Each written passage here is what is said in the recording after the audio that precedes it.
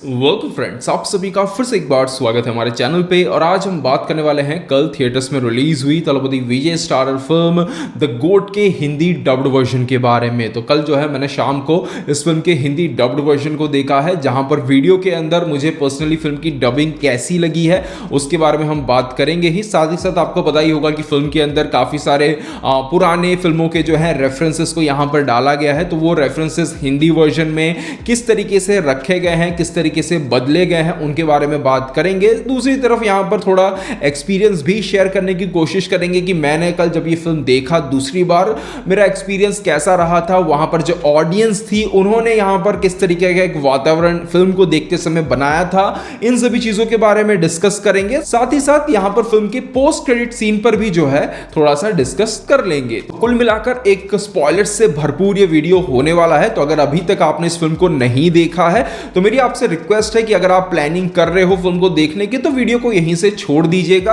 Otherwise आपका मजा खराब हो सकता है। तो सबसे पहले शुरू करें फिल्म की डबिंग से। तो टू बी वेरी ऑनेस्ट, मुझे फिल्म की डबिंग जो है ओवरऑल काफी पसंद आई है। खास करके देखिए, आप में से जो लोग रेगुलर फॉलो करते हैं वो लोग जानते ही होंगे कि हर फिल्म में संकेत मात्रे की वॉइस सुनना मुझे पर्सनली जो है ज्यादा कुछ खास पसंद नहीं है। पर कहना चाहूंगा कि यहां पर विजय के लिए संकेत मात्रे की जो वॉइस दी गई है वो काफी अच्छी है। अच्छी इसीलिए नहीं है क्योंकि संकेत मात्रे ने वॉइस दी है, अच्छी इसीलिए है क्योंकि एक एफर्ट नजर आता है। खास करके यहां पर काफी ऐसी जगह हैं जहां पर कह सकते हैं कि वॉइस में एक होल्ड दिया गया है कैरेक्टर के हिसाब से, सिचुएशन के हिसाब से। ये नहीं कि सिचुएशन कुछ भी चल रही है तो फिर भी वो एक बेस के साथ, वो हीरोपंती के साथ जो है डायलॉग को डिलीवर किया जा रहा है, ऐसा नहीं है। एक होल्ड है। साथ ही साथ जिस तरीके से विजय डायलॉग्स को डिलीवर करते हैं उसमें जो एक हरकत रहती है कुछ कुछ जगहों पर, उसे भी जो है कुछ हद तक यहां पर डबिंग के अंदर रखने की जो है कोशिश की गई है। तो मैं कह सकता हूं कि संकेत मात्रे की रिसेंटली अगर मैं कुछ फिल्मों को देखूं उससे काफी बेटर डबिंग जो है यहां पर इसके अंदर मुझे पर्सनली जो है फील हुई। हां, मिक्सिंग की अगर मैं बात करूं तो कुछ जगहों पर थोड़ी बहुत प्रॉब्लम थी। खास करके जो सबसे नोटिसेबल चीज थी वो ये थी कि अगर आपको याद हो तो एक सीन है जहां पर विजय जो है बिल्डिंग पे लटके हुए रहते हैं, ग्लास को काट रहे रहते हैं। तो उस सीन के अंदर अगर आपने हिंदी वर्जन सुना है तो ऐसा कहा जाता है कि बहुत आवाज आ रही है। एक्चुअली में हिंदी वर्जन अगर आप सुनोगे तो उसमें कुछ बैकग्राउंड में खास आवाज आती नहीं है। तमिल वर्जन के अंदर उस सीन में जो गाड़ियों की आवाज है, हवा में लटक रहा है, उसकी जो आवाज है वो काफी फील होती है। तो हिंदी वर्जन में वहां पर जो है मिक्सिंग का जो है थोड़ा सा इश्यू नजर आता है। इसके अलावा अगर बात करें यहां पर जीवन को जो आवाज दी गई है, यानी कि दलपति विजय के जो दूसरे कैरेक्टर को जो आवाज यहां पर दी गई है उसकी अगर मैं बात करूं तो देखिए, तमिल वर्जन के अंदर दोनों ही कैरेक्टर्स को विजय ने खुद अपनी आवाज दी है, पर उस चीज को यहां पर हिंदी में कर पाना जो है ऑलमोस्ट डिफिकल्टी हो जाता है, इम्पॉसिबल ही हो जाता है। फिर वॉइस आर्टिस्ट के ऊपर बहुत ज्यादा प्रेशर भी आ जाता है क्योंकि वहां पर जो है चीजें थोड़ी सी डिफरेंट काम करती हैं। तो यहां पर जो है हिंदी वर्जन में अलग अलग आवाज यूज की है। संकेत मात्रे ने यहां पर गांधी को दी है और दूसरे वॉइस आर्टिस्ट ने यहां पर जीवन को अपनी आवाज दी है, और ये डिसीजन जो है काफी हद तक सही मैं कहूंगा। और जीवन को भी जिसने आवाज देने की कोशिश की है उसने अपने लेवल पर जो है काफी अच्छा यहां पर ट्राई किया है। हाँ, ओरिजिनल जितना बेटर नहीं किया है, पर हाँ यहां पर काफी अच्छा एक अटेम्प्ट जो है उस वॉइस आर्टिस्ट के द्वारा देखने को मिलता है। पर एक डिफरेंस जो आप तमिल और हिंदी वर्जन में फील कर सकते हो वो ये है कि जब आप तमिल वर्जन देखोगे तो विजय जीवन कैरेक्टर के अंदर जो परफॉर्मेंस दे रहे हैं, क्योंकि देखिए डी एजिंग के कारण इस तरीके की तो डी एजिंग कुछ बहुत नेक्स्ट लेवल की तो है नहीं, पर जैसी भी है उस डी एजिंग के कारण जो फेस मसल्स जो रहते हैं वो कुछ खास हिलते नहीं है। तो फेशियल एक्सप्रेशन पर जो है ज्यादा कुछ आप डिपेंड नहीं कर सकते हो। तो बहुत ज्यादा यहां पर बॉडी लैंग्वेज और वॉइस के ऊपर जो है आ जाता है, और उस काम को विजय ने किस तरीके से किया है या बेटर जज कर पाओगे तमिल वर्जन को देखते समय। बाकी हिंदी में जो गाने हैं वो तो ऑलरेडी आप सुन ही चुके हो, बहुत ही खराब है, बहुत ही खराब लिरिक्स हैं, बहुत ही खराब डबिंग है हिंदी गानों की। पर ये कोई मेजर डिफरेंस नहीं बनाता है क्योंकि तमिल वर्जन के अंदर भी जो गाने आते हैं वो भी कुछ खास मजा यहां पर नहीं देते हैं। तो ये तो होगी बात डबिंग की। अब आइए बात कर लेते हैं रेफरेंसेस की और उन रेफरेंसेस पर ऑडियंस के रिएक्शन की।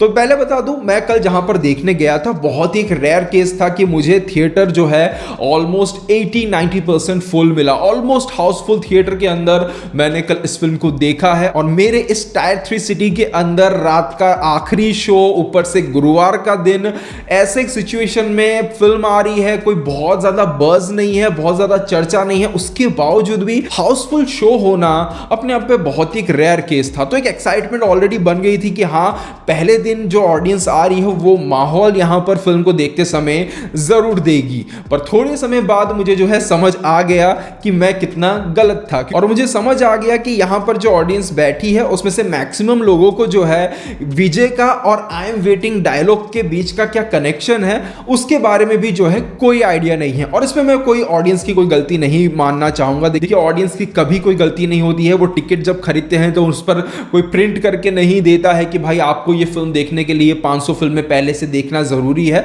वो 2.5 घंटे की उस फिल्म को देखने के लिए ही पैसे देते हैं और आपको हर एक चीज उसी तरीके से रखना होता है जिस तरीके से फिल्म ओवरऑल जो है इंजॉयबल बन सके। जो रेफरेंसेस को पकड़ लिया उसने थोड़ा सा ज्यादा इंजॉय किया, जिसने नहीं पकड़ पाया उसने भी इंजॉय किया। इस तरीके से चीजों को जो है रखना चाहिए। पर गोट एक ऐसी फिल्म बनी है जहां पर बहुत ज्यादा रेफरेंसेस को यहां पर डाला गया है, जहां पर केवल विजय की ही फिल्मों के नहीं, कमल हसन की फिल्मों के, अजीत कुमार की फिल्मों के, इवन सीएसके की चीजों के, हर एक चीज का जो रेफरेंस है हमें यहां पर फिल्म में देखने को मिलता है। अब अगर डायलॉग्स की बात करें तो देखिए, यहां पर फिल्म के अंदर विजय की 2 फिल्में घिल्ली और थिरुमलाई मेरी विजय की one of the favourite film है। इन दोनों फिल्मों के डायलॉग्स को जो है सबसे ज्यादा यूज किया गया है कॉमेडी को यहां पर जनरेट करने के लिए। पर उसके बारे में मैं यहां पर ज्यादा कुछ बात करूंगा नहीं, क्योंकि वो कुछ बड़ा डिफरेंस यहां पर एक्सपीरियंस के अंदर नहीं बनाते हैं। थोड़ी बहुत हंसी आएगी, अदरवाइज ज्यादा कोई डिफरेंस यहां पर नहीं बनता है। और हिंदी वर्जन के अंदर तो चीजों को रखा ही लिखा ही ऐसा गया है कि एक नजर में अगर कोई सिर्फ हिंदी डब वर्जन को देख रहा है उसे पता भी नहीं चलेगा कि यहां पर रेफरेंस जैसी कोई चीज दूसरी फिल्म का है भी या नहीं। अब अगर बात करें कुछ इंपॉर्टेंट रेफरेंसेस की जो सही मायनों में फिल्म के अंदर एक हाई मोमेंट देती है, एक मजा देती है, और जिनको हिंदी वर्जन में यहां पर बदल दिया गया है, उनकी अगर मैं बात करूं तो सबसे पहले आता है वो सीन जहां पर महेश बाबू की फिल्म का जिक्र किया गया है। देखिए, आप में से काफी लोगों को शायद पता होगा जो सोशल मीडिया को फॉलो करते हैं, महेश बाबू की एक फिल्म है ओकड़ू नाम से, जिसका रीमेक थलपति विजय ने बनाया था घिली नाम से।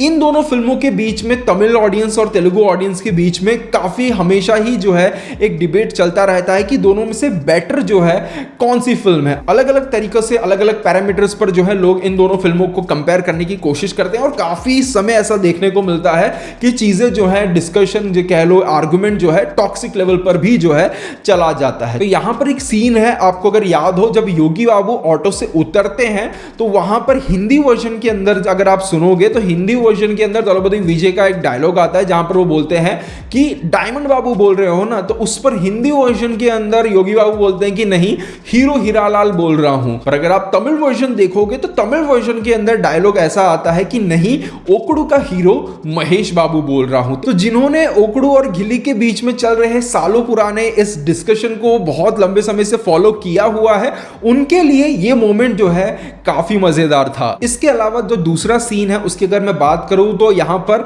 एक सीन है जहां पर मीनाक्षी चौधरी को विजय का जो दूसरा कैरेक्टर है जीवन नाम का, वो मार के गला काट के जो है चला जाता है। तो यहां पर अगर आप तमिल वर्जन को देखोगे तो जब विजय का कैरेक्टर बाहर निकल रहा होता है तब वो जो है कमल हसन की उस पॉपुलर गुणा फिल्म का वो पॉपुलर जो गाना है कनमणि अनबोडू, उस गाने को गाते हुए निकलता है, जो गाना अभी रिसेंटली मंजूमेल बॉयज में यूज हुआ था, काफी पॉपुलर भी हुआ था।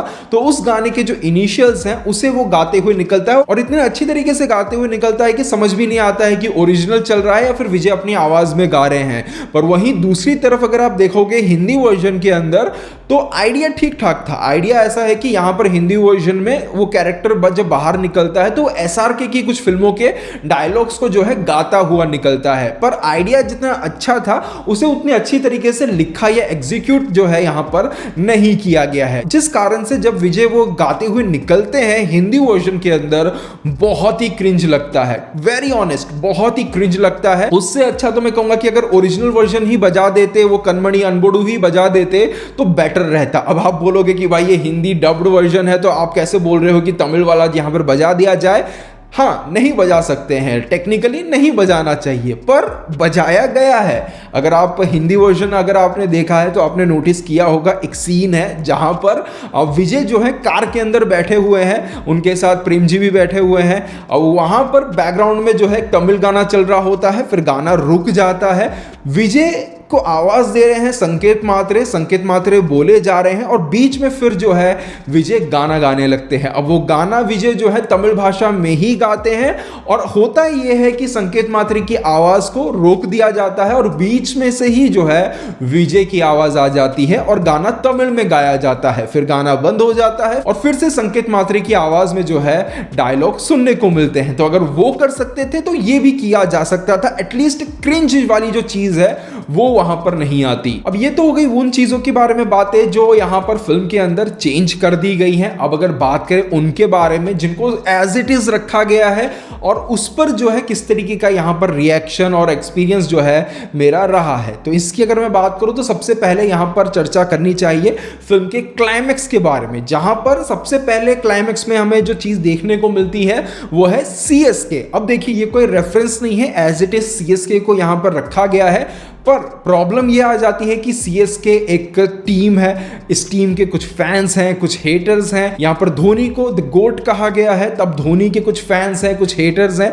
तो अब हो ये जाता है कि ये चीजें अगर चेन्नई के अंदर होगी, तमिलनाडु के अंदर होगी तो गजब का सेलिब्रेशन मिलेगा, पर उसके बाहर अगर आप आ जाते हो जहां पर मे भी हो सकता है कि आप जहां पर बैठकर फिल्म को देख रहे हो उस जगह पर जो है सीएसके के उतने फैंस नहीं है, धोनी के उतने फैंस नहीं है, तो आपको वो माहौल जो है नहीं मिलेगा। और सेम मेरे साथ भी हुआ, यहां पर कोई सेलिब्रेशन, कोई हो हल्ला जो है नहीं हुआ था, पर तमिल वर्जन के अंदर अलग ही माहौल था।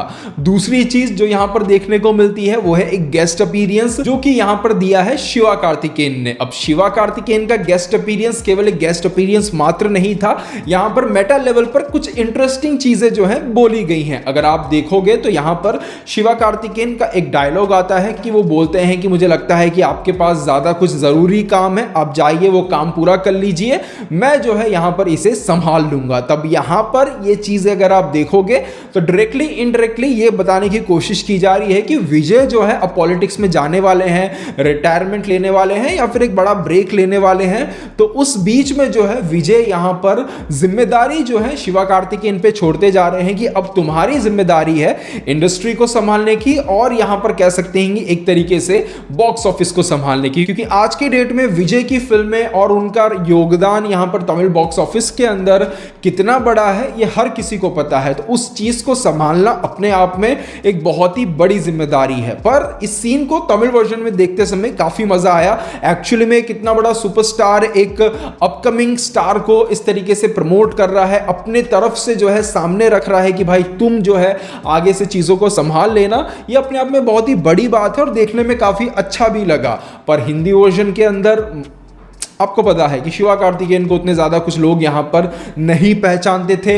इवन मैं आपको बताना चाहूंगा, मेरे पीछे 3-4 लड़के बैठे हुए थे और पूरी फिल्म में सीटियां, तालियां, चिल्लम चोट जो है कर रहे थे, विजय के डाई हार्ट फैन लग रहे थे, काफी इंजॉय कर रहे थे फिल्म को। पर जब शिवा कार्तिकेयन आए तो उनके मुंह से ये शब्द निकला कि ये कौन है। तो ग्राउंड लेवल पर शिवा कार्तिकेयन को इतने कुछ लोग जो है नहीं जानते हैं। अब देखिए यहां पर एक छोटा सा ओपिनियन अपना रखना चाहूंगा कि चलो हाँ, विजय ने कहा है कि उनके बाद अगर कोई संभालेगा यहां पर तो वो है शिवा कार्तिकेयन। इवन अगर बहुत कुछ डीप में एनालाइज किया जाए, मार्केट को देखा जाए तो हाँ, इसी चीज को कहा जाता है कि शिवा कार्तिकेयन ही है आज की डेट में जो पब्लिक की जो है एक पहली पसंद है।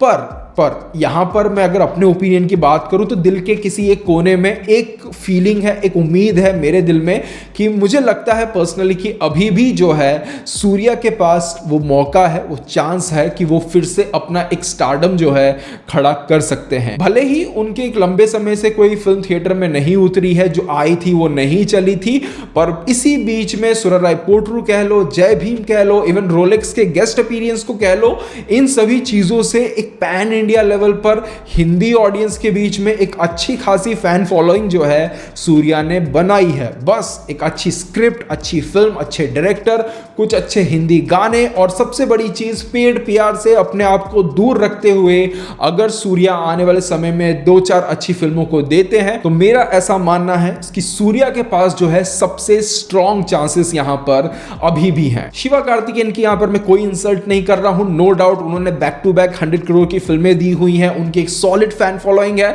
मुझे भी पर्सनली उनकी फिल्में, उनका काम काफी पसंद आता है। पर हां, जो मुझे पर्सनली फील हुआ उसके बारे में मैं बात कर रहा हूं। देखिए, शिवा कार्तिकेयन का यहां पर गेस्ट अपीयरेंस रखा गया है, वो तमिलनाडु के अंदर काम करेगा या फिर कह सकते हैं कि तमिल ऑडियंस के लिए काम करेगा। पर यहां पर अगर सूर्या का गेस्ट अपीयरेंस होता ना तो तमिलनाडु में भी काम करता और हिंदी बेल्ट में भी काम करता। सूर्या का गेस्ट अपीयरेंस होता तो सीटियों और तालियों से जो है थिएटर गूंज जाता। तो इस पर आपका क्या पर्सनल ओपिनियन बनता है? आपको क्या लगता है कि विजय के रिटायरमेंट के बाद कौन होगा वो एक्टर जो अगला सुपरस्टार बन सकता है? इसके अलावा यहां पर अगर बात करें अगले रेफरेंस की, जो कि था अजीत कुमार का रेफरेंस, तलपति विजय की फिल्म के अंदर अजीत कुमार को एलिवेट किया जा रहा है। इस चीज को देखने में जो खुशी मिली थी वो कुछ अलग ही थी, मतलब मजा आ गया। आप सभी को पता है कि सोशल मीडिया पर बहुत कुछ ऐसे फैंस हैं अजीत कुमार के, विजय के, जो सोशल मीडिया पर जो है एक दूसरे से लड़ते रहते हैं। ऐसे एक माहौल के अंदर विजय अपनी फिल्म के अंदर अजीत कुमार को एलिवेट कर रहे हैं, इससे बड़ी बात और क्या हो सकती है? पर यह चीज भी जो है कल जब मैं फिल्म देख रहा था हिंदी वर्जन में वो मजा नहीं दे पाई। अब यहां पर अगर आपको याद हो, एक सीन है जहां पर विजय अपनी बेटी से पूछते हैं कि तुम किसकी फैन हो, और वो बोलती है कि मैं थला की फैन हूं। अब यहां पर हिंदी ऑडियंस के बीच में आधे से ज्यादा लोग ये सोच बैठे कि यहां पर वो धोनी की बात कर रही है, पर जिन्हें पता है वो जानते हैं कि बैकग्राउंड में जो है किसका म्यूजिक बज रहा है। बैकग्राउंड में मनकथा फिल्म का बीजीएम बजता है, क्लासिक बीजीएम। मनकथा फिल्म एक ऐसी फिल्म है जो हिंदी ऑडियंस के बीच में बहुत ज्यादा पॉपुलर नहीं है, पर वेंकट प्रभु कह लो, अजीत कुमार कह लो, दोनों की ही करियर की वन ऑफ द बेस्ट फिल्मों में से एक है। ऐसी एक फिल्म का बीजीएम बजता है। इवन युवान शंकर राजा के द्वारा दिया गया one of the classic background music जो है वहां पर बजता है, और जो मजा तमिल वर्जन के अंदर ऑडियंस के साथ आता है उस सीन के अंदर वो कुछ अलग ही था। पर वहीं कहीं ना कहीं थोड़ा सा दुख भी होता है कि युवान शंकर राजा जिन्होंने ऐसा क्लासिक बीजीएम दिया था वो इस फिल्म में एक अच्छा बीजीएम देने से चूक गए हैं। नो डाउट एक बीजीएम उन्होंने अच्छा दिया है, पर इससे कई गुना बेटर काम जो है वो इससे पहले कर चुके हैं। इवन अभी अगर वो आउट ऑफ फॉर्म में भी है तो भी अगर आप देखोगे तो मानाड के अंदर और यहां पर धनुष की जो फिल्म थी नाने वरुवेन, इन दोनों ही फिल्मों को अगर आप देखोगे तो दोनों ही फिल्मों में विलन के कैरेक्टर के लिए जो बीजीएम उन्होंने दिया है ना, कितना सॉलिड है। पर यहां पर आप देखो क्या मतलब किसने ये मतलब डिसीजंस लिया है? मैं तो यही सोच रहा हूं, विजय का ये जो जीवन नाम का कैरेक्टर है ये लोगों के कत्ल कर रहा है, अच्छे लोगों को मार रहा है ऐसा कैरेक्टर, और उसके लिए बैकग्राउंड में म्यूजिक बज रहा है Ilaiya Thalapathy, am I talking to a real goat. अरे भाई, ये खूनी को आप द रियल गोट के बैकग्राउंड म्यूजिक के साथ कैसे एलिवेट कर रहे हो? दूसरे विजय के लिए यूज करो ना, अच्छा लगता है। इसके लिए इस तरीके का बैकग्राउंड म्यूजिक नहीं चाहिए था। कैरेक्टर की डिमांड थी एक डरावना, एक बहुत ही साइको टाइप बीजीएम आना चाहिए था, जिसे दे पाने में युवान शंकर राजा बुरी तरीके से फेल हुए हैं। और फिल्म को दूसरे बार देखने के मेरे एक्सपीरियंस को अगर शेयर करूं तो फिल्म का फर्स्ट हाफ दूसरे बार देखते समय मुझे काफी बोरिंग लगा, सेकंड हाफ डिसेंट एंगेजिंग था। क्लाइमैक्स को मैं कह सकता हूं कि काफी हद तक अभी भी मैंने दूसरी बार जो है उतना ही एंजॉय किया। हाँ, एक एक्स्ट्रा जो ऑडियंस का एक रिस्पॉन्स होता तो ज्यादा मजा आता, पर हाँ फिर भी मुझे ऐसा लगता है कि अगर क्लाइमैक्स मैं पहले हिंदी वर्जन में देख लेता तो भी मैं जो है शायद उतना ही जो है एंजॉय करता। इसके अलावा एक और सीन जहां पर हिंदी वर्जन के अंदर माहौल जो है काफी ठंडा था, वो था कैप्टन विजयकांत को दिया गया ट्रिब्यूट। आप में से जिन लोगों ने हिंदी वर्जन देखा है आपने देखा होगा कि यहां पर विजय की जो सबसे पहली एंट्री होती है तो उनका चेहरा जो है थोड़ा सा डिफरेंट नजर आता है, जहां पर विजय के चेहरे पर जो है कैप्टन विजयकांत जी का चेहरा जो है हमें देखने को मिलता है। और भले ही यहां पर हिंदी ऑडियंस के बीच में विजयकांत जी हमेशा से एक मजाक के पात्र ही रहे हैं अपनी ओवर द टॉप फिल्मों के लिए, पर अगर आप थोड़ा बहुत जानोगे पढ़ोगे तो आपको पता चलेगा कि विजयकांत जी ने जो है यहां पर विजय के करियर की शुरुआत शुरुआत में जो है उन्हें कितना सपोर्ट किया था। उस समय पर 90s के दौर में जो है विजयकांत जी की फैन फॉलोइंग तमिल ऑडियंस के बीच में नेक्स्ट लेवल की हुआ करती थी और विजय थलपति का जो है तब नया नया डेब्यू हुआ था और तब जो है यहाँ पर विजयकांत जी ने तलपति विजय को सपोर्ट किया था, उनकी फिल्म में काम किया था, अपने फैंस को जो है उनसे मिलवाया था, काफी कुछ जो है यहाँ पर उन्होंने विजय के लिए शुरुआती उनके दिनों में जो है किया हुआ था और उसी को जो है मैं कहूंगा कि एक बहुत ही अच्छा ट्रिब्यूट जो है द गोट फिल्म के अंदर दिया गया है। अब अगर बात करें फिल्म के पोस्ट क्रेडिट सीन के बारे में तो देखिए इसके अंदर कुछ बहुत ज्यादा दिमाग लगाने वाला सोचने वाला है नहीं। पहली बात तो पोस्ट क्रेडिट सीन को एक्सप्लेन करना ही अपने आप में एक बहुत बड़ा मजाक है, ऐसा कुछ बहुत उसके अंदर तो है नहीं। जीवन नाम का जो कैरेक्टर है वो असली में वहां पर गया ही नहीं था, जस्ट अपनी क्लोनिंग करके जो है उसने एक बंदे को वहां पर भेजा हुआ था, वो असली जीवन जो है अभी भी बचा हुआ है। अब यहां पर कुछ लोग मुझे बोल रहे हैं कि भाई इस चीज को देखकर तू सरप्राइज क्यों नहीं हुआ, इस चीज को तो अप्रिशिएट करना चाहिए, इस चीज को देखकर हम बहुत ज्यादा सरप्राइज हो गए, शॉकिंग मोमेंट था, बिल्कुल अनएक्सपेक्टेड था। अनएक्सपेक्टेड कैसे हुआ, मुझे तो यही नहीं समझ। अनएक्सपेक्टेड तो तब होता जब ये चीज फिल्म के अंदर नहीं आती, क्योंकि हम ऑलरेडी जो है ग्लिम्स के अंदर ट्रेलर के अंदर देख चुके हैं इन चीजों को। मैक्सिमम लोगों को यहां पर एक आइडिया था कि यहां पर क्लोनिंग जैसी कुछ चीज जो है फिल्म के अंदर हो सकती थी, ये एंगल होने वाला है। ये नहीं दिखाया जाता तब बड़ा सवाल उठता, ये दिखाया गया, ये कोई बड़ा सरप्राइज नहीं है। मेरा तो पर्सनली ऐसा मानना है कि इसी चीज को अगर फिल्म के बीच में ला दिया होता और वहां से एक नया एंगल दिया गया होता कहानी को तो ज्यादा बेटर हो सकता था। तो ये था मेरा ओवरऑल एक्सपीरियंस फिल्म के हिंदी डब्ड वर्जन को देखने का। ये थे वो रेफरेंसेस जिनको यहां पर हिंदी में बदला गया है। आपने फिल्म के कौन से वर्जन को देखा है, आपका एक्सपीरियंस कैसा रहा है, आप जहां पर फिल्म देखने गए थे वहां पर कैसा माहौल था, सभी चीजों को कमेंट सेक्शन में जरूर शेयर कीजिएगा। तो दोस्तों बस यहीं तक था आज का हमारा वीडियो, उम्मीद करते वीडियो आपको पसंद आया होगा। वीडियो शेयर जरूर कीजिएगा, मिलते हैं हमारे अगले वीडियो में, तब तक के लिए बाय बाय, टेक केयर।